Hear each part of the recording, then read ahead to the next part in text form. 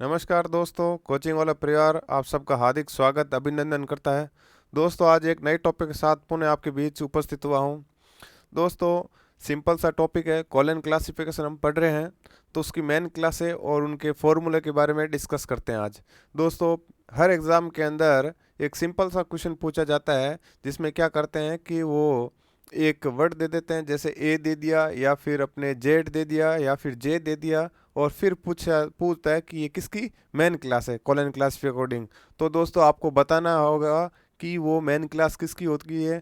ये दोस्तों हर बार, यानी पिछली बार एक क्वेश्चन आया था, वो डेल्टा का पूछा था दोस्तों, इस प्रकार से, यानी डेल्टा दे दिया था, इस प्रकार से डेल्टा का चिन्ह दे दिया था और पूछा था कि सीसी के अकॉर्डिंग ये डेल्टा जो चिन्ह है वो किसकी मेन क्लास के लिए यूज करते हैं। तो दोस्तों, स्पिरिचुअलिज्म के लिए यूज करते हैं। इस प्रकार दोस्तों, जैसे जेड है तो लो है उसके लिए होगा, और वी हिस्ट्री के लिए, डब्ल्यू पॉलिटिकल के लिए। इस प्रकार से जो अपनी मेन क्लासें होती हैं उनमें से दोस्तों एक या दो क्वेश्चन हर बार पूछे जाते हैं, ठीक है। साथ ही दोस्तों, मेन क्लासों के साथ मैं आपको 4-5 फॉर्मूले लिखूंगा जो बड़े फेमस है और बड़े सिंपल है। एग्जामिनर दोस्तों हमेशा क्या करते हैं, फॉर्मूले, हर आप सबको पता है कि अपने सीसी के अंदर मेन क्लासें लगभग 25 से 30-35 के बीच में होती है, और सबके अलग अलग फॉर्मूले होते हैं। जो फॉर्मूला दोस्तों टफ होता है वो एग्जामिनर कभी नहीं देता है। एग्जामिनर फॉर्मूला वो देता है दोस्तों जो सिंपल होता है और जो कॉमन होता है, इस प्रकार के फॉर्मूले देता है। तो मैं आपको क्या करवाऊंगा दोस्तों, एक दो तो एग्जाम के अंदर आ रखे होते फॉर्मूले, उसके अकॉर्डिंग लिखवाऊंगा, और दो तीन मैं अपने अकॉर्डिंग लिखूंगा जो दोस्तों सिंपल फॉर्मूले और एग्जाम की पर्पज से और पॉइंट ऑफ व्यू से वेरी इंपॉर्टेंट है, ठीक है। तो दोस्तों, आज अपनी मेन जो क्लास रहेगी वो कॉलन क्लासिफिकेशन की मेन क्लास, साथ ही उसके फैसेट फॉर्मूले पे रहेगी, ठीक है। दोस्तों, चलते हैं, स्टार्ट करते हैं आज की क्लास। आप सबको जब कॉलन पढ़ते हो तो दोस्तों मेन क्लास है तो सबको पता ही होती है इसके लिए क्यों यूज़ होता है। मेन क्लास है दोस्तों इसलिए यूज़ होती है कि विषय को एक कृत्रिम अंक के अंदर बता सके, ठीक है। अब किस प्रकार, एक बार मैं लिखाता हूँ फिर आपको मैं समझाऊंगा एग्जाम्पल के अंदर। छोटा जेड, बेट कैसा स्मॉल जेड होता है वो दोस्तों किसके लिए यूज़ होता है, वो जनरेलिया के लिए यूज़ होता है। किसके लिए दोस्तों होता है, जनरेलिया के लिए, ठीक है।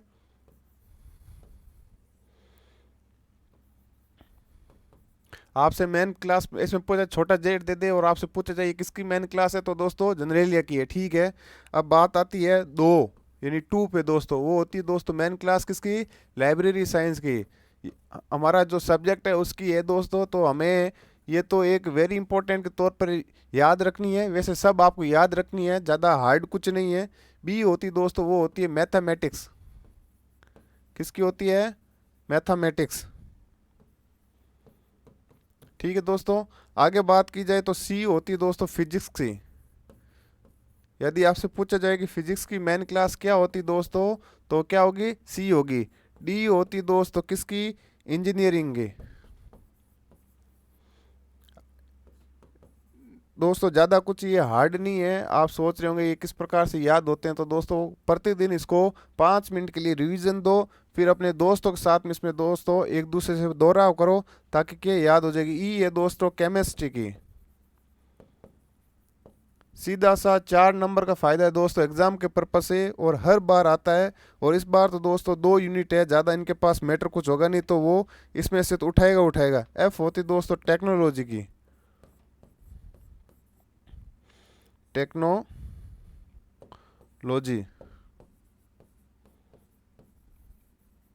ठीक है दोस्तों। आगे बात की जाए तो एफ, एफ हो गई, तो दोस्तों जी होती है, वो होती है बायोलॉजी की, बायोलॉजी, ठीक है दोस्तों। आगे बात की जाए एच होती है जियोलॉजी, जो सॉरी अपने जियोलॉजी की,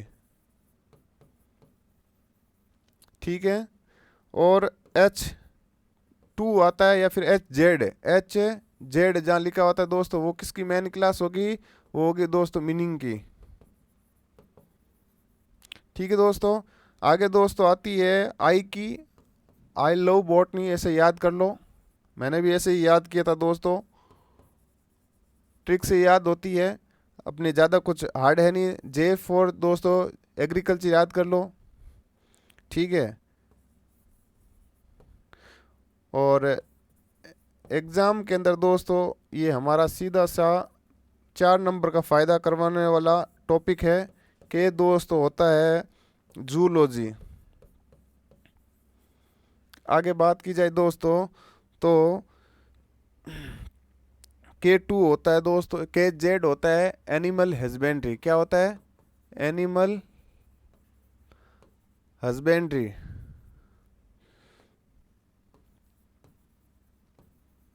एनिमल हस्बेंड्री। आगे बात की जाए दोस्तों तो L आता है मेडिसिन के लिए। L के लिए आता है दोस्तों मेडिसिन के लिए। ठीक है दोस्तों। फिर आगे बात करते हैं LZ आता है दोस्तों फार्मा के लिए।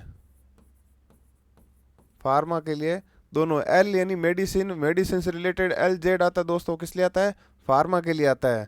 आगे बात की जाए दोस्तों तो M आता है यूजफुल आर्ट है। Useful art. ठीक है दोस्तों। आगे बात की जाए तो डेल्टा का चिन्ह आता है, वो दोस्तों किसके लिए यूज होता है? स्पिरिचुअलम के लिए। जो पिछली बार एग्जाम के अंदर क्वेश्चन आया था दोस्तों कि स्पिरिचुअलम के लिए किस प्रकार के चिन्ह का यूज होता है, तो दोस्तों किस प्रकार का होता है? डेल्टा का होता है। ठीक है। आगे बात की जाए तो दोस्तों एन आता है, वो आता है फाइन आर्ट के लिए। एन यानी फाइन आर्ट। ये दोस्तों सिंपल है और एक ट्रिक बेस याद कर सकते हैं या फिर डेली अपने रिपीट करके रिवीजन करके याद भी कर सकते हैं इसको। वो होता है दोस्तों लिटरेचर। और इस बार मेरे हिसाब से दोस्तों आपके लिटरेचर से रिलेटेड कुछ क्वेश्चन आने वाला है एग्ज़ाम के अंदर। ठीक है, किस प्रकार आएगा मैं बताऊंगा दोस्तों आपको आगे। विभिन्न प्रकार की प्रतियोगी परीक्षा में ओ से ही क्वेश्चन पूछे जाते हैं लगभग प्रैक्टिकल पेस पे। अब बातें करते हैं आगे। जो आरपीसी ने सेकंड ग्रेड 2000 अपने 20 के अंदर दोस्तों एग्ज़ाम करवाया था, जो आप सबको पता होगा, अपने 6 पोस्टों पे एग्ज़ाम हुआ था। उसके अंदर दोस्तों वो जो मेन क्लास उससे रिलेटेड क्वेश्चन आया था। ठीक है। आगे बात की जाए तो दोस्तों पी आता है। पी आता है दोस्तों, पी का होगा लिंग्विस्टिक।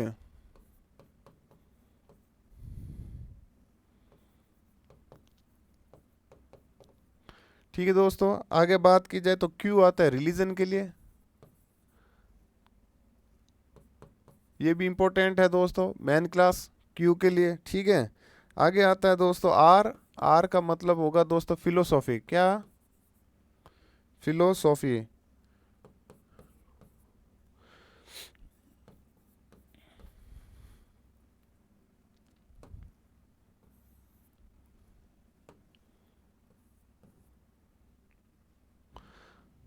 एस का दोस्त होता है साइकोलॉजी।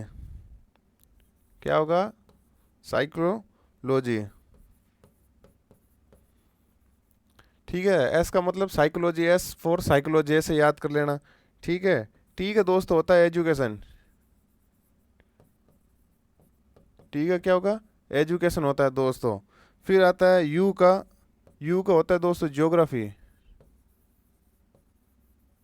यू का क्या होता है? ज्योग्राफी। वी का होता है दोस्तों हिस्ट्री।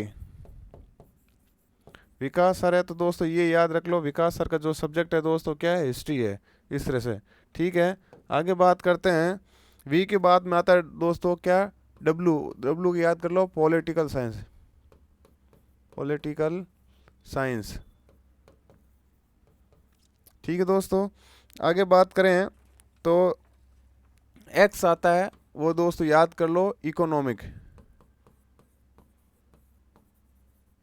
भारत की इकोनॉमिक मान लो सही नहीं चल रही है तो दोस्तों हम उसे क्या क्रॉस से डिफाइन, यानी क्रॉस यानी एक्स से डिफाइन करते हैं। ठीक है। इस प्रकार वाई बात करें तो दोस्तों वो होता है सोशियोलॉजी।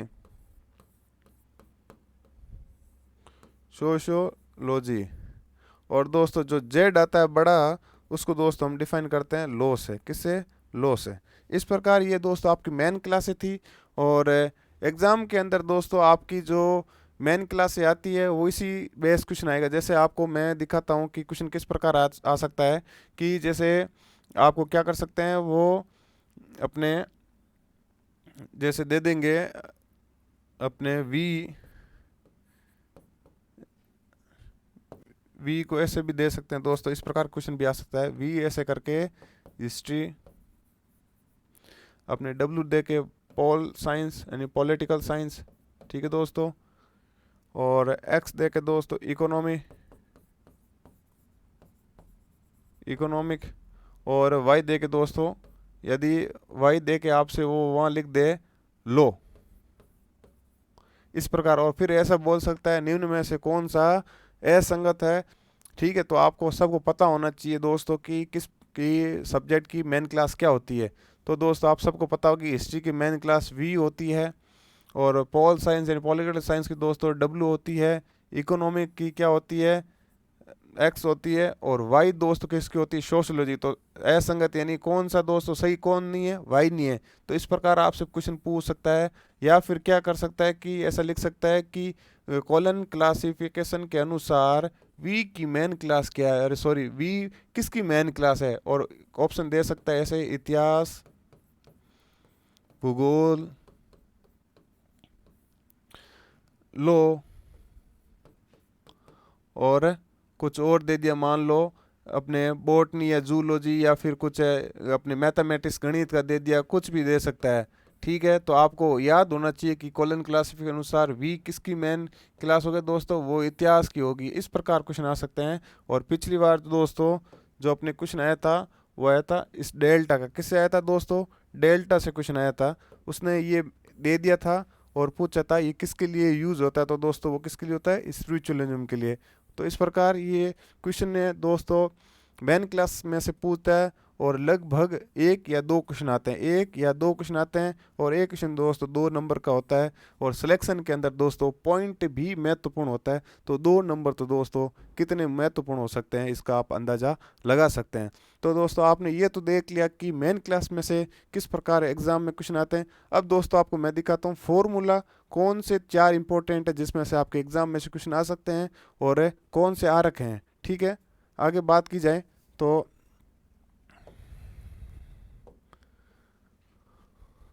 आगे बात की जाए फॉर्मूला के अंदर दोस्तों, तो फॉर्मूला सबसे पहले हम लिखते हैं किसका, जेनरेलिया का। छोटा जो जेड होता है उसकी बात करते हैं दोस्तों। उसका फॉर्मूला सिंपल सा होता है, इसलिए एग्जाम के अंदर आ सकता है।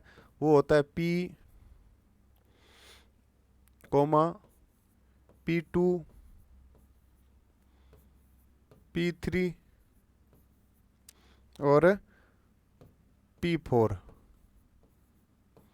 ठीक है दोस्तों, इसके जैसे एक और अपने फॉर्मूला होता है, उसकी बात करें तो वो होता है दोस्तों अपने जेड का। जो बड़ा जेड जो लो होता है उसकी बात करें तो जेड, बड़ा जेड दोस्तों पी P2 P3 और P4। ठीक है दोस्तों, और प्रत्येक के बीच के अंदर दोस्तों क्या लगता है, कोमा लगता है। आपको क्या रखना है ध्यान, ये दोनों दोस्तों एक जैसे हैं। और फॉर्मूला सिंपल फॉर्मूले, बाकी दोस्तों फॉर्मूले के अंदर आवर्तन और स्तर जो राउंड राउंड एंड जो लेवल होता है वो आता है दोस्तों। लेकिन इसके अंदर जो अपने राउंड आ रखा है, तो राउंड दोस्तों जहाँ आता है वो सिंपल होता है। लेवल कैसे आता है, लेवल जैसे कहीं मान लो 2p दे रखा होता है, वो दोस्तों क्या होता है, लेवल होता है। इस तरह के अंदर आते हैं। इस तरह के जो फॉर्मूले होते हैं दोस्तों थोड़ा वो हार्ड होते हैं, इसलिए वो पूछते नहीं है। वो देखते हैं हमेशा सिंपल फॉर्मूला जो स्टूडेंटों को याद रह सके, और इस प्रकार वो देखते हैं। तो दोस्तों एक तो ये दोनों फॉर्मूले इंपॉर्टेंट है एग्जाम के पर्पज से, वेरी इंपॉर्टेंट है, सिंपल फॉर्मूले हैं। और आ सकते हैं दो और फॉर्मूले हैं जो दोस्तों उसको देखते हैं। तो फॉर्मूला एक आता है दोस्तों ओ। ओ यानी जो लिटरेचर की, जो दोस्तों ओ किसके लिए यूज होता है, वो दोस्तों होता है किसके लिए, लिटरेचर के लिए। ठीक है, मेन क्लास किसकी दोस्तों, ये लिटरेचर की है। ओ किसकी मेन क्लास है दोस्तों, लिटरेचर की है। और उसके अंदर एग्जाम में क्या पूछता है वो, एक तो ये पूछ लेता है कि कई बार एग्जाम के अंदर आ रखा होता है, तो एग्जामिनर हमेशा क्या है, आने वाले क्वेश्चन को ही वापस उठाता है। तो ओ तो आपसे पूछ ले कि भाई लिटरेचर की क्लास क्या है, तो ओ है। या फिर ओ किसकी क्लास है दोस्तों, लिटरेचर की है। ओ का फॉर्मूला बड़ा सिंपल है। और एग्जाम के अंदर दोस्तों यूके का जो अपने पीसीएस लाइब्रेरियन एग्जाम हुआ था उसके अंदर ये क्वेश्चन आ रखा है। उत्तराखंड जो लाइब्रेरियन एग्जाम हुआ था उसके अंदर आया था, फॉर्मूला दिया था उसने कि ओ का फॉर्मूला कौन सा सही है नहीं। तो उसमें दोस्तों उसने दिया था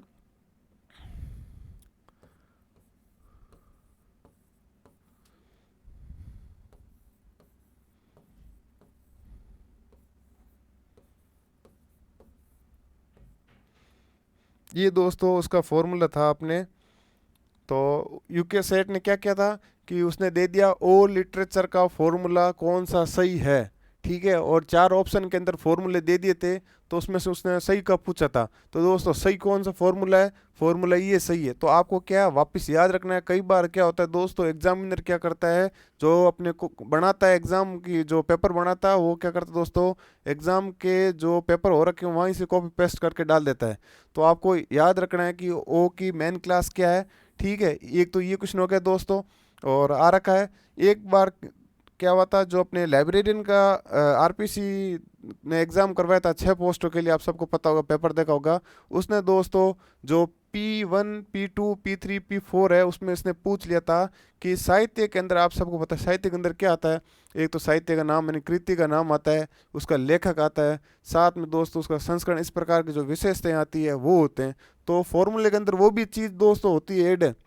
अब उसने पूछ लिया था कि लेखक के लिए कौन सा अपने जो अपने पर्सनैलिटी यूज़ होती है, तो P3 है, P4 है, P5 है। इसको दोस्तों देखते हैं, एग्जाम के अंदर आ रखा है।